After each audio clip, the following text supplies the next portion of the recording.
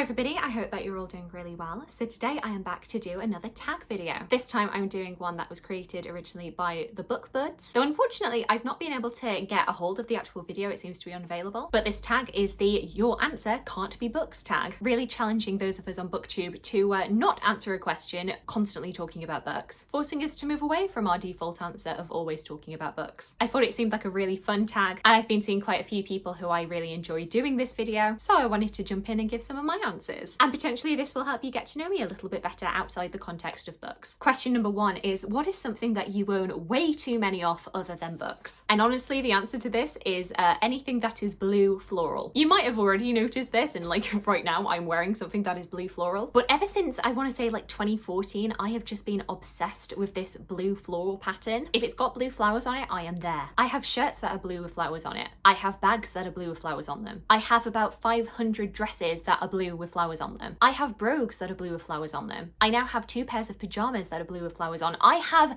face masks that are blue with flowers on them. It's honestly getting a little bit ridiculous at this point, but it's an addiction that I am not stopping anytime soon. And I think what really didn't help this was that I started getting into Game of Thrones around the same time. And I know that the character of Lyanna Stark is really famous for her association with blue roses. So I think my 19-year-old self started accumulating blue floral things, thinking like, yes, I am going to be the modern day Lyanna Stark. Just, you know, hopefully without the tragic death. Question number 2 is, what is something that you do for fun that's not reading a book? And in my current location, I only have 2 examples of this, but seeing shows and just generally musical theatre, whether or not it is seeing shows, whether or not it's performing in them. I am a big fan of musical theatre, and quite frankly, if you don't like musicals, I don't know how we can get on. And I always hear people being like, oh, it's so unrealistic, why would you want to watch something where people just burst into song all the time? And I'm like, why would you not want to watch something where people burst into song all the time? I'm sorry, are you also allergic to joy? And I like a mix of different musicals. I love the classic legit musicals. I love the bombastic mega musicals of the 80s and 90s. And I love the more contemporary musicals now. And now that things are opening up, I'm actually in a musical theatre society and we'll be performing at the end of the year, and I'm so excited. We're going to be doing My Fair Lady and it's just going to be a great time. Question number 3 is, what is something special or important on your nightstand that's not a book? I just went and gathered a few things. I don't know if these count as particularly important, but you know, I think they're interesting.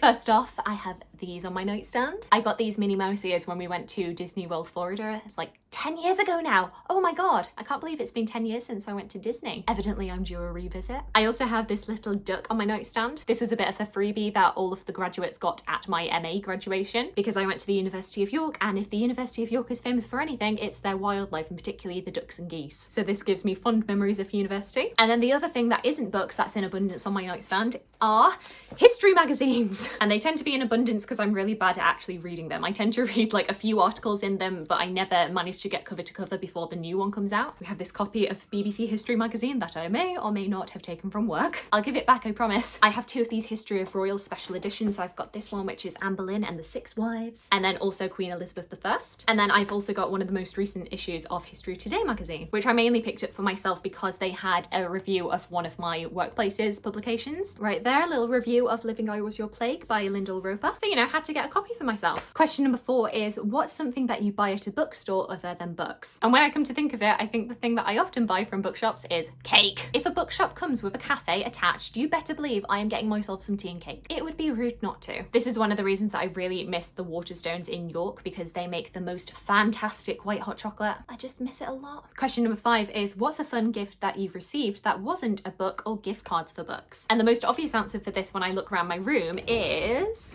woo, my keyboard, which currently has become a catch-all for a bunch of different things, don't tell my mother. When I moved into this room, there was a choice really about whether or not I was going to have a desk in that space for work, or whether or not I was going to keep my keyboard here. And I think I made the wisest choice. Question number 6 is, what's a YouTube channel that you watch that's not related to books? And I watch a good amount of YouTube, and I have done like before I even got into BookTube. My early days of watching YouTube, I was really into beauty gurus. So the ones that I now watch have now morphed into more lifestyle content. I really like film video essays, so people like Lindsay Ellis. And over the past couple of years, I've really gotten into reaction videos. The original reaction videos that I watched were Game of Thrones, which has basically facilitated me watching Game of Thrones probably like 100 times over through reaction videos. So I now know that series very, very well. And I feel like over the past year with the pandemic, I've seen a lot more film reaction videos, and I'm a big fan of those, especially Disney reactions and, you know, like the more like teen comedy things like Mean Girls or 10 Things I Hate About You. I just like watching other people watch films that I love for the first time. I get a lot of joy from it. But another Another subcategory of YouTube that I really enjoy is dress and costume history. YouTubers who talk about historical dress just have my heart and are so aspirational to me as somebody who cannot sew and probably is not going to learn to. People like Bernadette Banner or Rachel Maxey. I love Mina Lee and Modern Girls. I love Abby Cox, Carolina Zabrowska. They just bring me a lot of joy.